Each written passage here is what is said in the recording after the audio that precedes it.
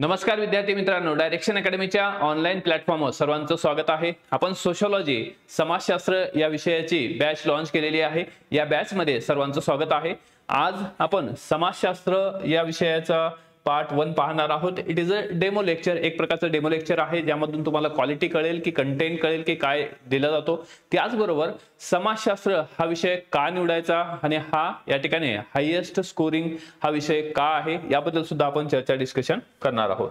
तर पहिलं तर हाऊ टू अप्रोच सोशियोलॉजी, समाजशास्त्र या विषयाचा दृष्टिकोन किंवा समाजशास्त्र या विषयाला अप्रोच आपल्याला कसं करायचं आहे, दृष्टिकोन कसा असला पाहिजे। मग यामध्ये की एक तर पहिलं वाय सोशियोलॉजी, आपण समाजशास्त्राचा हा विषय का निवडायचा आहे। तर समाजशास्त्र विषय म्हणजे आपल्याला समाजशास्त्र ॲज अ ऑप्शनल वैकल्पिक विषय घ्यायचा आहे आपल्याला। तर रिझन काय आहे, कारण एक तर आपण समाजामध्ये राहतो, ओके, आपण या ठिकाणी समाजाचा भाग आहोत। तर मग या समाजशास्त्रामध्ये समाजाचाच अभ्यास केला जातो, आपण समाजामध्ये राहतो। तर मग समाजामधले जे काही रूढी परंपरा आहेत, संस्कृती आहे, नीतिमत्ता आहे, या सगळ्या बाबींचा अभ्यास या ठिकाणी समाजशास्त्रात केला जातो। मग त्याचबरोबर समाजशास्त्र हा जो विषय आहे हा हायेस्ट स्कोरिंग आहे। तर त्याचबरोबर अगदी सिंपल आणि ज्याचा सिलेबस जो आहे हा सिलेबस सुद्धा या ठिकाणी सगळ्या ऑप्शनल पेक्षाही खूप कमी सिलेबस या सोशियोलॉजीचा आहे। जर आपण पेपर 1 आणि पेपर 2 पाहिले तर पेपर 1 चा जो सिलेबस आहे त्यामध्ये आपल्याला ह्याच्यामध्ये 10 चॅप्टर्स आहेत, ओके, अँड पेपर 2 जो आहे त्यामध्ये फक्त 7 चॅप्टर आहेत। अशा पद्धतीचा हा सिलेबस आहे जो आपल्याला साधारण 3 ते 4 महिन्यामध्ये पूर्णतः 500 मार्काची तयारी करता येते। त्याचबरोबर सोशियोलॉजीच का निवडायचा आहे, तर या ह्याच्यामध्ये आपल्याला हा जो पेपर आहे हा जीएस पेपर 1 त्याचबरोबर निबंध या दोन्हीसाठी सुद्धा या ठिकाणी काय आहे की महत्त्वाचा आहे। आपल्याला जर सोशियोलॉजी समाजशास्त्र हा ऑप्शनल विषय असेल तर जीएस मधला सोशल इश्यूज किंवा सामाजिक ज्या समस्या आहेत त्या सुद्धा आपण इझिली हँडल करू शकतो, खूप चांगल्या पद्धतीने लिहू शकतो। त्याचबरोबर एक वन ऑफ द निबंध असतो जो 250 मार्काला असतो। वन ऑफ द निबंध जो आहे तो समाजशास्त्रीय अँगलने विचारला जातो। जर आपलं समाजशास्त्र हा विषय असेल, ऑप्शनल असेल, तर डेफिनेटली आपल्याला खूप चांगल्या पद्धतीने लिहिता येतं, केस स्टडीज लिहिता येतात, थिंकर्स त्याच्यामध्ये ऍड करता येतात आणि करंट पर्स्पेक्टिव्हनं हा विषय जो आहे आपल्याला खूप चांगल्या पद्धतीने निबंधामध्ये हे करता येतो, इन्सर्ट करता येतो। त्याचबरोबर आपण डेली न्यूजपेपर वाचत असतो। न्यूजपेपरमध्ये अनेक अशा समस्या, सामाजिक समस्या आपल्याला दिसत असतात, म्हणजे आजूबाजूला जे घडतं ते आपल्याला या ठिकाणी न्यूजपेपरमध्ये दिसतं। न्यूजपेपरमध्ये काय आहे की ज्या डेली ज्या घटना घडत असतात त्याचा एक सार किंवा या ठिकाणी त्या घटनेचा संदर्भ त्या न्यूजपेपरमध्ये असतो। तर न्यूजपेपर हा सुद्धा महत्त्वाचा आहे आणि या कारणानं आपल्याला सोशियोलॉजी घ्यायचा आहे। त्याचबरोबर आपल्या यूपीएससी मध्ये आपल्याला तर राज्यसेवेसाठी प्रिपरेशन करायचं आहे, त्यांना बेस जो आहे किंवा जो काही संदर्भ आहे तो आपल्याला यूपीएससीचा घ्यावा लागणार आहे, कारण ऑप्शनल मध्ये लाईन न लाईन सेम आहे। तो मग यूपीएससी करा या अदरवाइज राज्यसेवा करा। फक्त प्रश्नाची जी लेवल आहे ते यूपीएससी पेक्षा थोड्या खालच्या लेवलची असणार आहे, म्हणजे स्ट्रेट फॉरवर्ड प्रश्न विचारले जातील। पण आपल्यासाठी रेफरन्स म्हणून यूपीएससीचे जे पीवायक्यूज आहेत ते या ठिकाणी असतात। तर ते यूपीएससीचे पीवायक्यू इंग्लिश मध्ये अदरवाइज हिंदी मध्ये विचारले जातात, ते आपण मराठीमध्ये तुम्हाला ट्रान्सलेट करून देत आहोत। त्याचं बुक सुद्धा मार्केटमध्ये येणार आहे, त्याच्यावर काम सुरू आहे आणि 1-2-3 दिवसामध्ये ते पुस्तक पब्लिश सुद्धा होईल। तर या ह्याच्यामध्ये तो एक सोर्स आहे आणि यूपीएससीच्या बाबतीत जर पाहिलं तर पहिल्या 10 मध्ये ऍटलिस्ट 5 ते 6 जणांचा सब्जेक्ट विषय जो ऑप्शनल हा सोशियोलॉजी असतो। त्यामुळं सोशियोलॉजीमध्ये आपल्याला डेफिनेटली 300+ मार्क येऊ शकतात। त्यासाठी आपल्याला समाजशास्त्र हा जो विषय हा निवडायचा आहे। त्याचबरोबर आपल्याला करंट मध्ये अपडेट राहणं गरजेचं आहे, त्याचबरोबर न्यूजपेपर वाचणं गरजेचं आहे, ठीक आहे। त्यानंतर यामध्ये the scope of sociology UPSC आणि एमपीएससी मधला जो स्कोप पाहिला तर जसं आपण पाहिलं जीएस पेपर 1 मध्ये असेल, त्याचबरोबर जीएस पेपर 3 मध्ये पण आहे, 4 मध्ये सुद्धा या ठिकाणी ह्याचा वापर केला जातो किंवा आपल्याला त्याचा फायदा होतो। त्याचबरोबर एसए मध्ये तर डेफिनेटली फायदा होतो। तर हा त्याचा स्कोप आहे। त्यानंतर जर सिलेबसच्या बाबतीत पाहिलं आपण तर पेपर फर्स्ट मध्ये आपल्याला या ठिकाणी 7 टॉपिक्स आहेत। आणि पेपर फर्स्ट मध्ये आपल्याला 10 टॉपिक आहेत आणि पेपर सेकंड मध्ये आपल्याला 7 टॉपिक्स आहेत. ओके, तर पेपर 1 250 मार्कासाठी, पेपर 2 250 मार्कासाठी, अशी 500 मार्काची तयारी आपल्याला 4 मंथ मध्ये करता येते. आणि आताचा जो टाइम आहे हा खूप क्रुशियल टाइम आहे. विशेषतः राज्यसेवा जे प्रिलियम होणार आहे ती 28 सप्टेंबरला आहे. बिफोर दॅट आपण जून पर्यंत म्हणजे या ठिकाणी ऍटलीस्ट मे एंड पर्यंत तरी आपला ऑप्शनल हा स्ट्रॉंग केला पाहिजे. मग या ह्याच्यामध्ये आपण जी बॅच लॉन्च केलेली आहे, इंट्रोड्यूस केलेली आहे, यामध्ये तुम्हाला पूर्णपणे ज्या पीडीएफ नोट्स असतील किंवा ऑफलाईनला असतील तर प्रिंटेड नोट्स असतील, तुम्हाला कुठलंही एकही पुस्तक विकत घ्यायची गरज पडणार नाही. सर्व कंटेंट आपण या ठिकाणी या प्लॅटफॉर्मच्या माध्यमातून प्रोव्हाइड करत आहोत. तर या ॲप डाउनलोड करायचा आहे आणि त्या ठिकाणी डेमो लेक्चर सुद्धा आहेत. त्याचबरोबर युट्यूबला सुद्धा डेमो लेक्चर अवेलेबल आहे. तर let's start sociology and let's join sociology. तर यामध्ये समाजशास्त्राचा जर आपण उगम पाहिला, the origin and development of sociology, समाजशास्त्राचा उदय कसा झाला, उगम कसा झाला आणि या ठिकाणी विकास कसा झाला. जसं मानवाचा विकास झाला त्याच पद्धतीने समाजशास्त्राचा सुद्धा विकास झालेला आहे. समाज हा जो आहे टप्प्याटप्प्यानं या ठिकाणी किंवा की त्याच्यामध्ये परिवर्तन होत गेलं आणि त्या परिवर्तनाचा अभ्यास करणं गरजेचं होतं. त्या माध्यमातूनच समाजशास्त्राचा उदय झाला. मग जसं रॉबर्ट बिस्टर्ड यांचं मत आहे की समाजशास्त्र हे जे आहे, समाजशास्त्राचा भूतकाळ जो आहे हा अतिशय प्राचीन असला तरी त्याचा जो इतिहास आहे ओके हा मात्र संक्षिप्त आहे.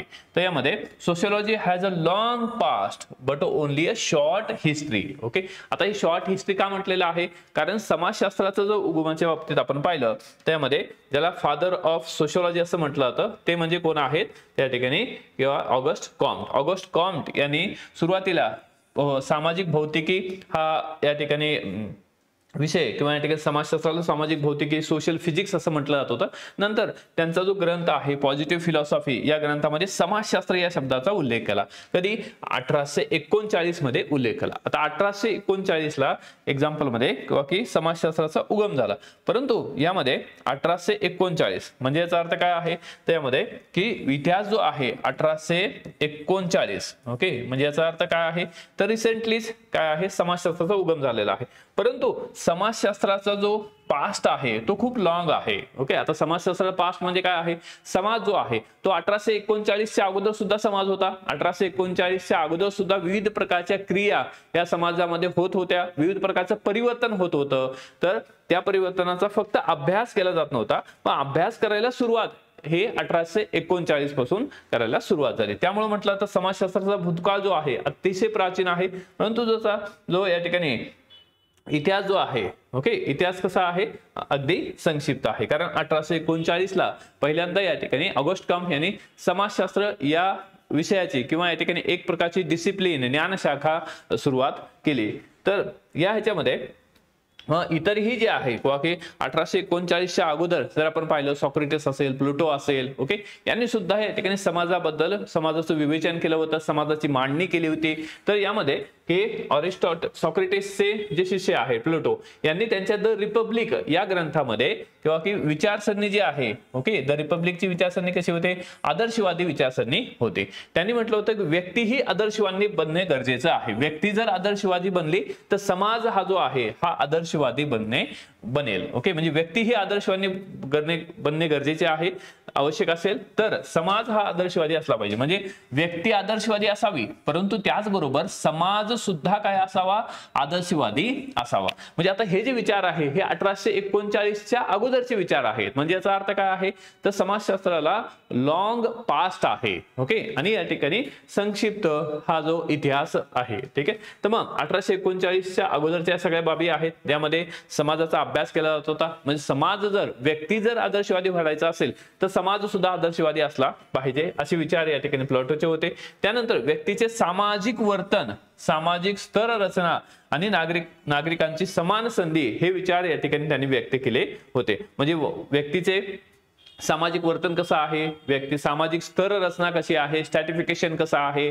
तर समाजामध्ये कशा प्रकारचे स्तर निर्माण झालेले आहेत याचे विवेचन या ठिकाणी ह्या द रिपब्लिक मध्ये केलेलं आहे. त्याचबरोबर स्त्री आणि पुरुष यामध्ये भेदभाव नसावा आणि समाजशीलता हा महत्वाचा गुण आहे असं या ठिकाणी प्लुटोनी म्हटलं होतं. त्यानंतर पुढे जाऊन प्लुटोने समाजाच्या अस्तित्वासाठी स्त्री आणि पुरुष सहकारी असणं गरजेचं आहे आणि यामध्ये दोघांमध्ये सुसंवाद असावा, म्हणजे स्त्री आणि पुरुष यांच्यामध्ये समानता असणं गरजेचं आहे असं प्लुटो म्हणतो. म्हणजे त्याचा अर्थ काय आहे, समाजशास्त्राला लॉंग असा काय आहे, पास्ट आहे.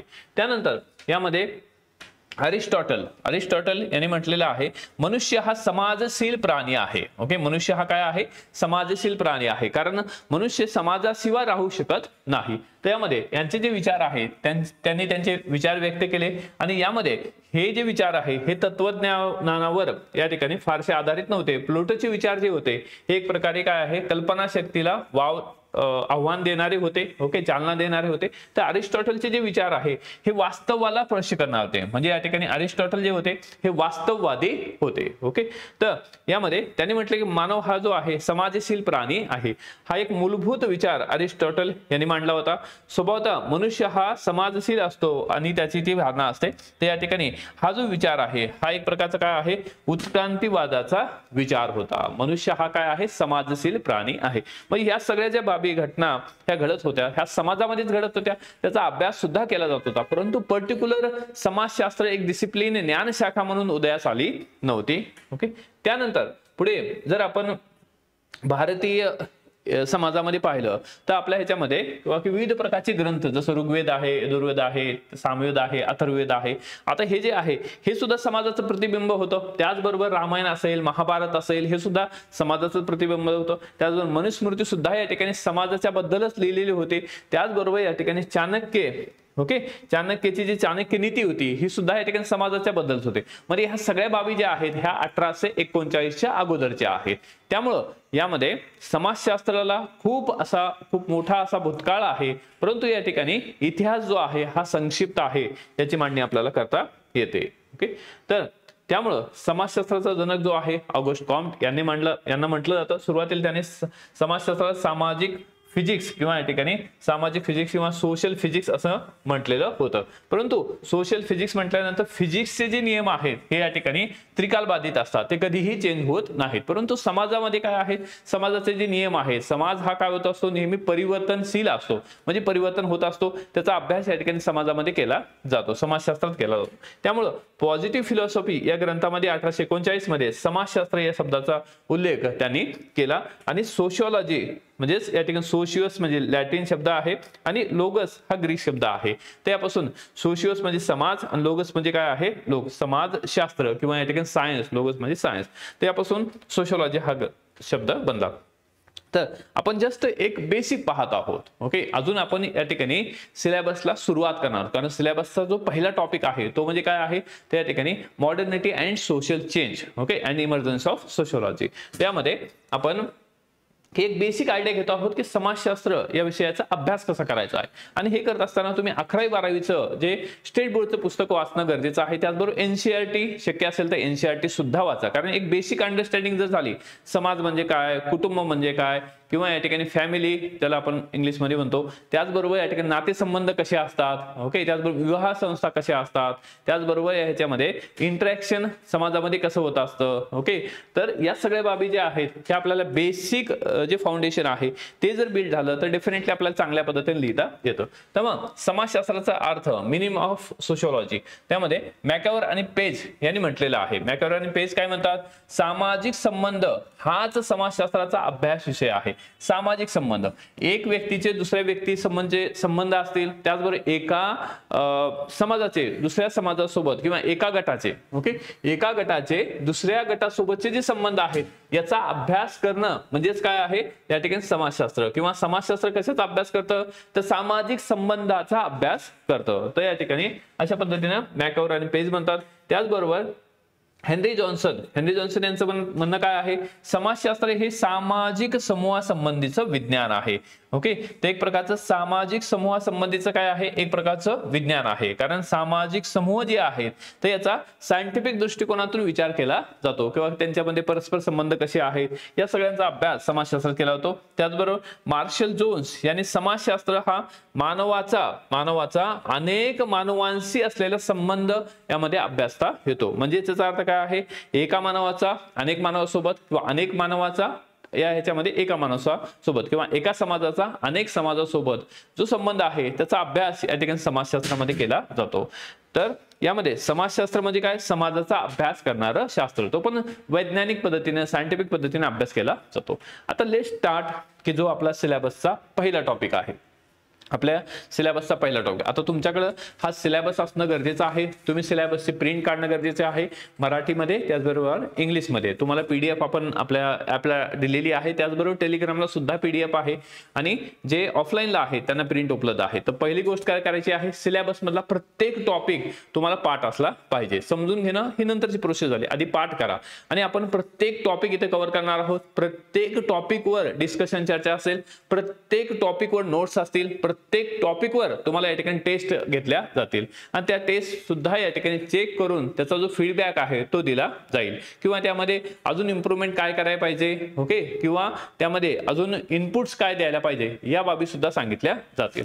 तर लेट्स स्टार्ट आपला फर्स्ट चॅप्टर, ओके। त्यामध्ये आता modernity and social change in Europe and emergence of sociology, हे युरोपातील आधुनिकता, ओके, युरोपातील आधुनिकता आणि सामाजिक परिवर्तन व समाजशास्त्राचा उदय। म्हणजे युरोपमध्ये काय आली, आधुनिकता आली आणि आधुनिकता आल्यामुळं, मॉडर्निटी आल्यामुळं, आधुनिकता आल्यामुळं समाजामध्ये परिवर्तन झालं आणि समाजामध्ये परिवर्तन होत होतं त्याचा अभ्यास करण्यासाठी एका शास्त्राचा जन्म झाला किंवा एका डिसिप्लिनचा, एका ज्ञानशाखेचा जन्म झाला, ती म्हणजे काय आहे, समाजशास्त्र। कारण कशाचा अभ्यास केला जात होता, समाजाचा, जे समाजामध्ये परिवर्तन होत होतं त्याचा अभ्यास, आणि विशेषतः युरोपमध्येच का, कारण त्याला अनेक कारणं आहेत। म्हणजे जसं की औद्योगिक क्रांती आहे युरोपमध्ये झाली, त्याचबरोबर फ्रेंच क्रांती आहे ते पण युरोपमध्ये झालेली आहे, त्याचबरोबर आर्थिक क्रांती आहे ते सुद्धा या ठिकाणी युरोपमध्येच झाली। तर मग त्यामुळं आपल्याला जो अभ्यास करायचा आहे तो युरोपियन समाजाचा करायचा आहे की युरोपियन समाजामध्ये ही आधुनिकता आली आणि त्या आधुनिकतेमधून कशा पद्धतीने समाजात बदल झाला आणि समाजशास्त्राचा उगम कसा झाला, त्याचबरोबर काही आव्हाने सुद्धा निर्माण झाली। तर आपण आपल्या पहिल्या टॉपिकला आता इथं सुरुवात करत आहोत। तर पहिला त्या ठिकाणी आधुनिकता आणि सामाजिक परिवर्तन, यामध्ये पहिला मुद्दा जो आहे तो आपल्याला समजणं गरजेचं आहे की what is mean by modernity, आधुनिकता म्हणजे काय, ओके। तर आधुनिकता म्हणजे काय आहे, तर मॉडर्निटी किंवा आधुनिकता म्हणजे just now, okay, just now किंवा करंट किंवा मॉडर्नस हा जो लॅटिन शब्द आहे त्यापासून या ठिकाणी की मॉडर्नस या लॅटिन शब्द मोडो हा शब्द आलेला आहे, ओके। त्यामध्ये जस्ट नाऊ म्हणजे करंट किंवा या ठिकाणी मॉडर्निटी म्हणजे एक प्रकारे नवीन विचार करणे किंवा वेगळा विचार करणे, म्हणजे आतापर्यंत जे ट्रेडिशनल विचार होता त्याला या ठिकाणी की थांबवून एक नवीन विचार प्रणाली जी आहे अस्तित्वात आणणे किंवा या ठिकाणी थिंक डिफरंटली, थिंक न्यू, नवीन विचार करणे। कारण पूर्वी जे होतं एक प्रकारचे की पुरोगामी विचार होते, पुरोगामी विचार म्हणजे काय आहे तर एक प्रकारे या ठिकाणी की आपण युरोपचा विचार करतो, युरोपमध्ये की ह्याच्यामध्ये युरोपमध्ये की या इस्टेट सिस्टीम मध्ये किंवा युरोपमध्ये समाजामध्ये जो सर्वोच्च व्यक्ती असणार आहे तो धर्मगुरू असणार आहे। मग धर्मगुरूंनी जे काही विचार मांडलेले आहेत तेच या ठिकाणी योग्य असतील अशा प्रकारची मांडणी असायची।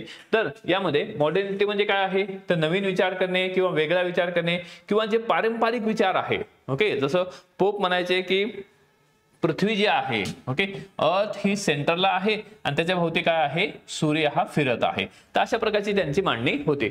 पण या ह्याच्यामध्ये ह्याला विरोध करण्यात आला, कोपर्निकस यांनी सांगितलं की नाही की यामध्ये सन हा जो आहे हा सेंटरला आहे आणि अर्थ रोटेट होत आहे, पृथ्वी ही फिरत आहे। म्हणजे याचा अर्थ काय आहे तर पारंपरिक विचारांना काय आहे आव्हान देणे, ते पण सायंटिफिक बेसिसवर आव्हान देणे, विचार करणे। तर ह्या ज्या प्रक्रिया आहेत त्याला या ठिकाणी काय म्हणतो आपण आधुनिकता असं म्हणतो। त्याचबरोबर कंपॅरेटिव्ह जे आहे कंपॅरिझन करणे की पूर्वीचं कसं होतं आता कसं आहे, त्याचबरोबर या ठिकाणी ह्या जे कंपॅरिझन आहे ह्या सायंटिफिक बेसवर केल्या जातात। या सगळ्या बाबीला आपण काय म्हणतो आधुनिकता असं म्हणतो। म्हणजे लोक काय करायला लागले की लोक विचार करायला लागले, विचार करणं म्हणजेच काय आहे एक प्रकारची आधुनिकतेची प्रक्रिया सुरू होणं। कारण पूर्वीचे जे परंपरागत विचार आहेत त्याला या ठिकाणी विरोध करणे, म्हणजे याचा अर्थ काय आहे काहीतरी नवीन विचार प्रगट होणं। आणि हा जो नवीन विचार आहे हा निर्माण व्हायला का सुरुवात झाली, कारण विविध प्रकारचे विचारवंत आले, विविध प्रकारचे या ठिकाणी तत्वज्ञानी व्यक्ती जे आहेत ते याच्यामध्ये निर्माण झाले। त्यांचं जे लिखाण आहे ते लोक वाचत होते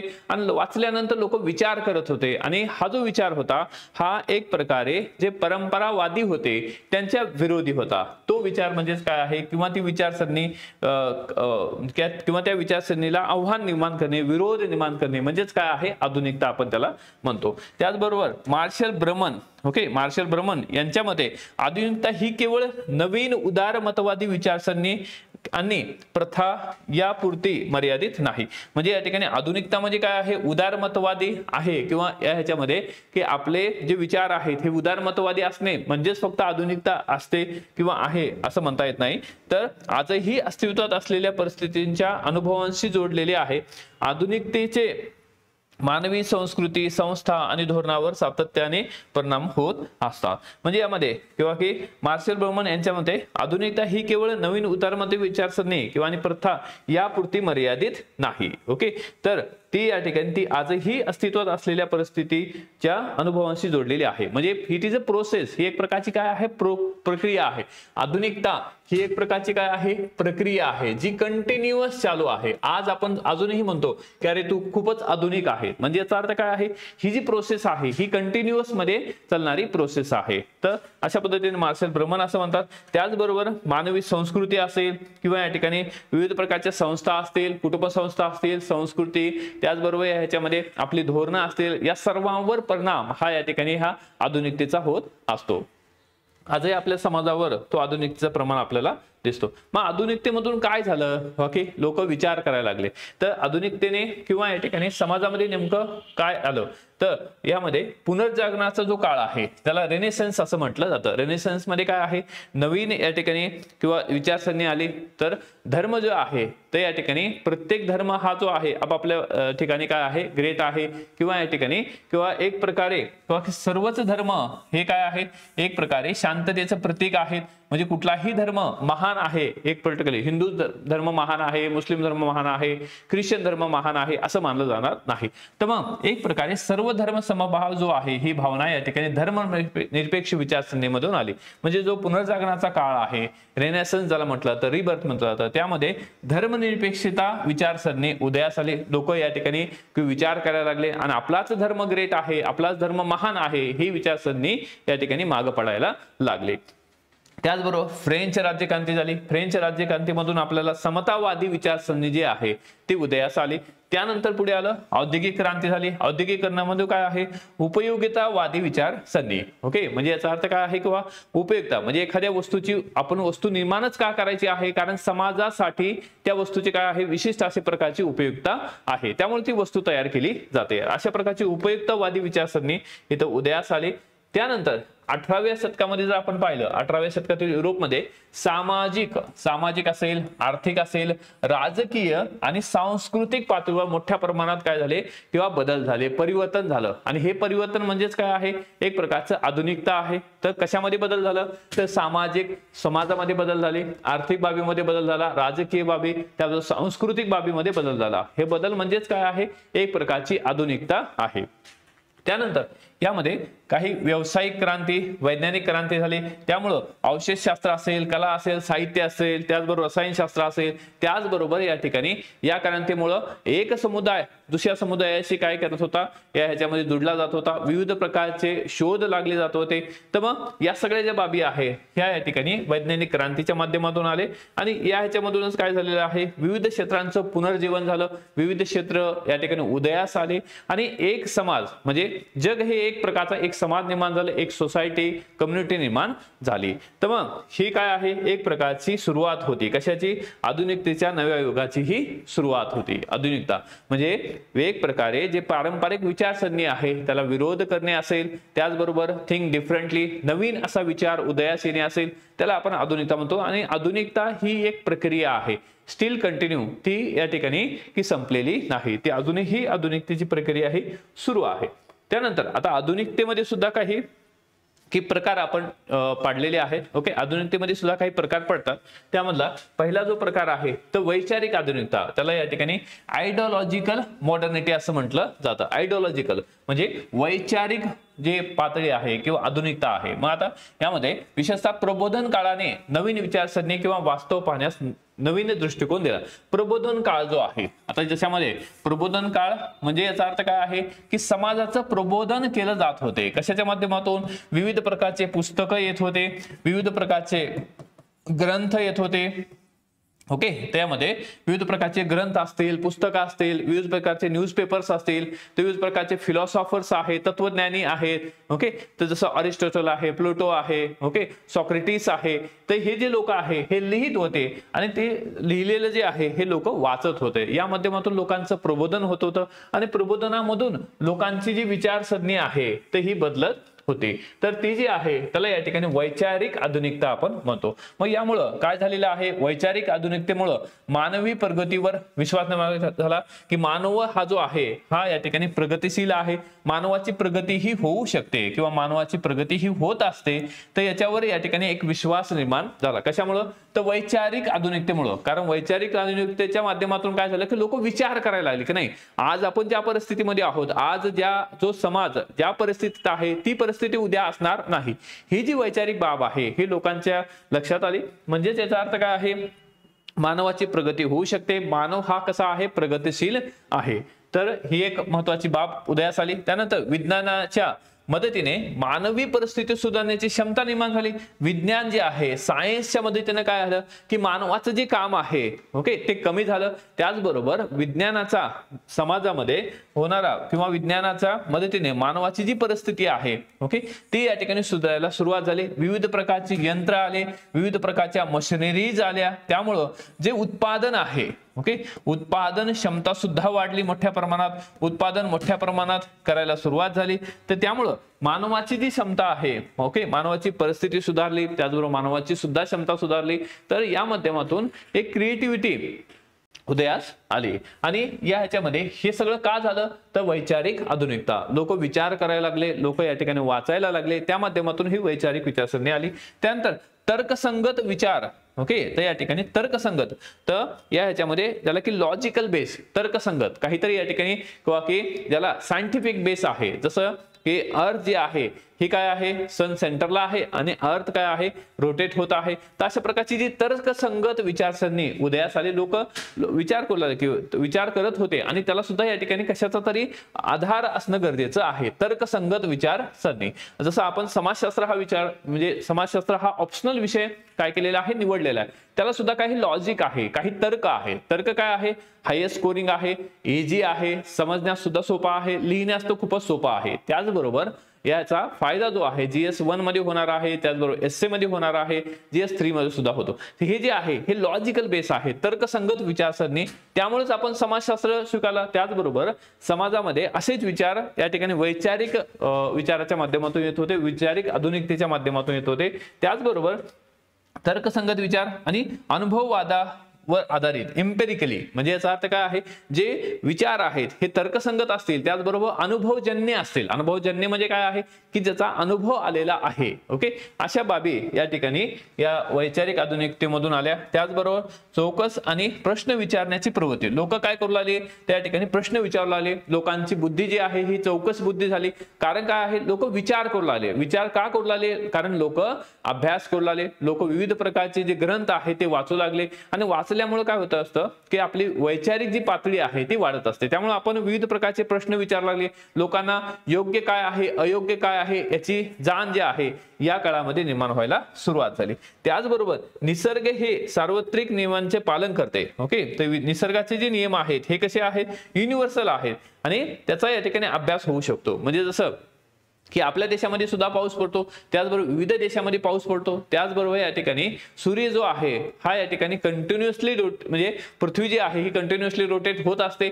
त्यामुळे काय होत असतं, त्या ठिकाणी ऊन पाऊस असेल किंवा या ठिकाणी सूर्य मावळणे असेल, त्याचबरोबर काय आहे तर या ह्याच्यामध्ये या सगळ्या ज्या बाबी आहेत हे या ठिकाणी निसर्ग हा काय आहे, निसर्गाचे जे नियम आहे हे सार्वत्रिक नियम आहेत, निसर्ग या ठिकाणी युनिव्हर्सल लॉ फॉलो करतं ठीक आहे। तर किंवा एखादी बाब आहे जसं न्यूटनचा नियम आहे ओके तर हा युनिव्हर्सल आहे। एखादी वस्तू जर आपण खाली फेकली तर ती खालीच येणार आहे, कशामुळे येते तर गुरुत्वाकर्षणचा नियम आहे। तर मग या ह्याच्यामध्ये अशा पद्धतीने विचार प्रणाली किंवा विचारसरणी बनायला सुरुवात झाली आणि या विचारधारांनी औद्योगिक क्रांती किंवा फ्रेंच रेव्होल्यूशन किंवा फ्रेंच राज्यक्रांतीला काय मिळाली, एक प्रकारची चालना मिळाली। हे जे विचार होते हे खूप मोलाचे होते, कारण या माध्यमातून काय आहे, लोक विचार करायला लागले। जसं सॉक्रेटिसचे जे विचार होते, आता हे जे विचार आहे हे ख्रिस्तपूर्व 469 ते 399च्या दरम्यानचे हे विचार आहेत। आता हे जे विचार आहेत हे सामाजिक विचार युरोपमध्ये रुजले गेले, विशेषतः या ठिकाणी ग्रीकमध्ये, आणि सॉक्रेटिस हा जगातला पहिला सामाजिक विचारवंत याला म्हटलं जातं, सॉक्रेटिस। आणि येथून पुढे सामाजिक विचारांच्या विकासाची एक मालिका सुरू झाली आणि सामाजिक विज्ञानाला सॉक्रेटिसचे फार महत्त्वाचं योगदान असं मानलं जातं। आणि ते म्हणजे निसर्ग नियमांच्या तत्वाप्रमाणे त्याने मानवी समाजाच्या नियमांची ही निर्मिती केली, की मानवी समाजाचे सुद्धा काही नियम आहेत हे या ठिकाणी सॉक्रेटिस यांनी मांडले।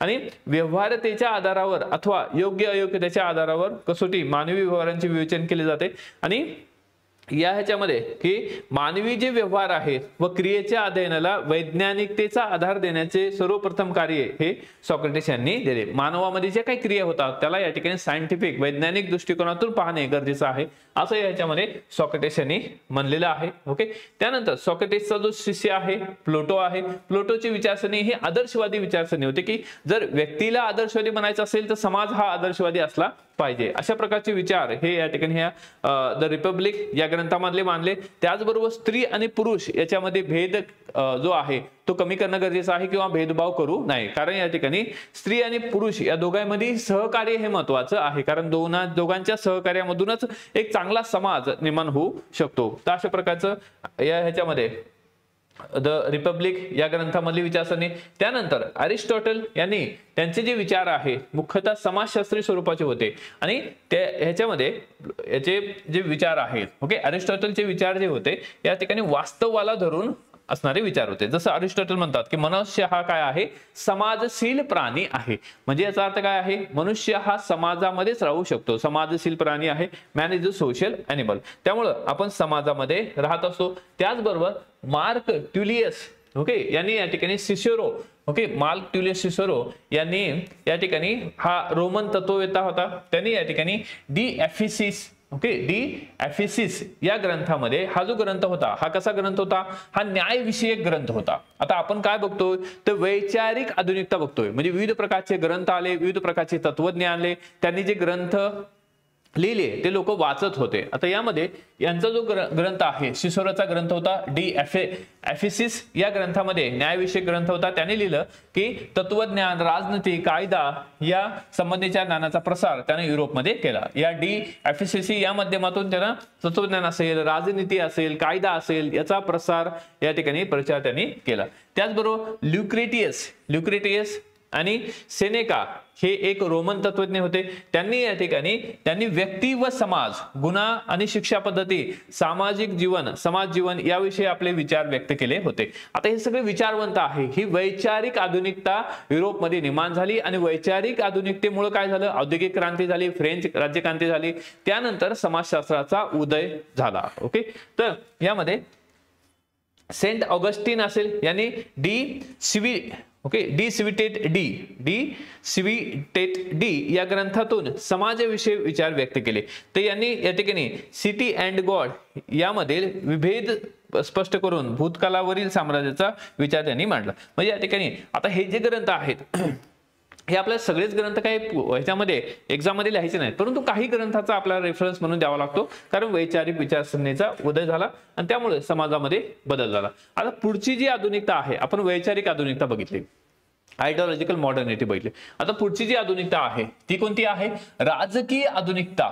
ओके, आता राजकीय आधुनिकता तर यामध्ये की ही जी कल्पना आहे फ्रेंच क्रांतीने या ठिकाणी ह्या संकल्पना आणल्या, राजकीय आधुनिकता, कारण फ्रेंच राज्यक्रांती झाली आणि रिझन सुद्धा राजकीय आधुनिकता। तर यामध्ये की हे पूर्वी जे होतं म्हणजे जसं फ्रेंचमध्ये एक इस्टेट सिस्टीम होती, ओके, जसं त्याला मराठीत आपण सरंजामशाही व्यवस्था असं म्हणू। मग सरंजामशाही व्यवस्थेमध्ये सर्वोच्च जो होता तो होता धर्मगुरू, त्यानंतर राजा असेल, नोबल्स असेल आणि शेवटी जे होते पीजेंट्स होते, ओके, म्हणजे सर्वसामान्य नागरिक। तर यामध्ये किंवा याच्यामध्ये की एक प्रकारे की जे धर्मगुरू आहे त्यांना एक प्रकारची दैवी देणगी आहे आणि त्यामुळे ते एकदम सर्वोच्च ह्याच्यावर आहे। त्याचबरोबर वर्ण व्यवस्था ज्याचं आज आपण जे पाहिलं इस्टेट सिस्टीम, तर या ठिकाणी ह्या बाबी होत्या। परंतु फ्रेंच राज्यक्रांतीच्या माध्यमातून काय झालं, ही जी इस्टेट सिस्टीम होती, सरंजामशाही व्यवस्था ज्याला आपण म्हणू, ती या ठिकाणी नष्ट करण्यात आली। तर ही कशाची आधुनिकता आहे, ही राजकीय आधुनिकता होती। त्याचबरोबर आपल्याला फ्रेंच राज्यक्रांतीने स्वातंत्र्य, समता, बंधुता या बाबी दिल्या,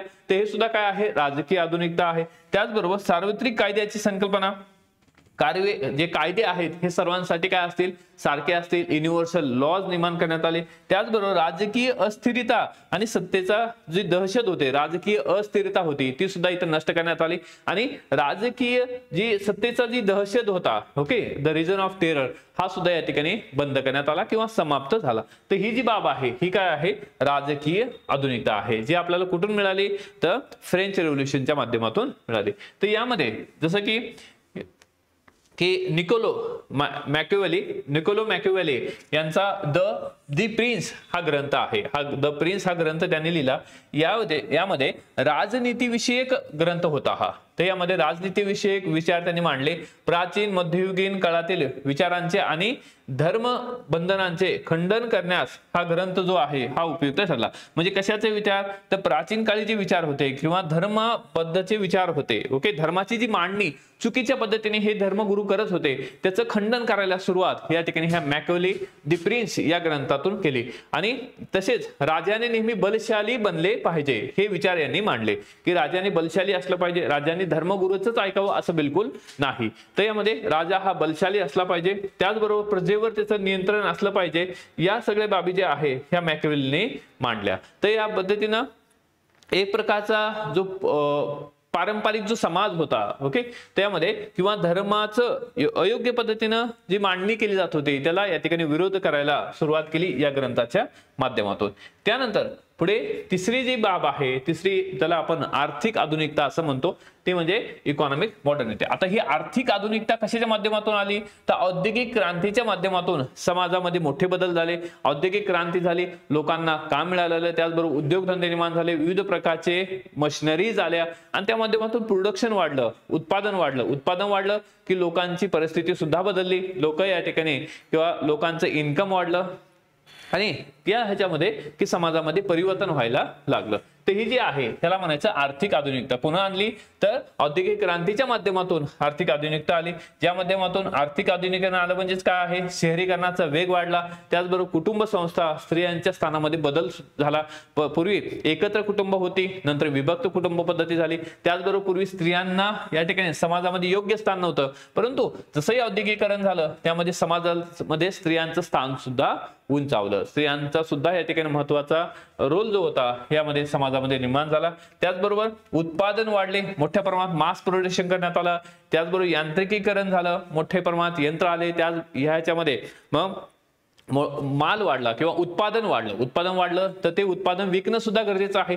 त्या माध्यमातून मग विविध प्रकारचे पर्याय शोधायला सुरुवात झाली, विविध प्रकारचे रूट निर्माण झाले आणि हे जे रूट आहे किंवा विविध प्रकारचे विविध देशांचा शोध लावला। रिझन काय होतं, माल मोठ्या प्रमाणात निर्माण झाले, युरोपमध्ये खूप मोठ्या प्रमाणात उत्पादन झालं, मग आता उत्पादन विकायचं कुठं आहे, वस्तू विकायच्या कुठं, मग यासाठी विविध प्रकारचे रूट्स निर्माण करायला सुरुवात झाली।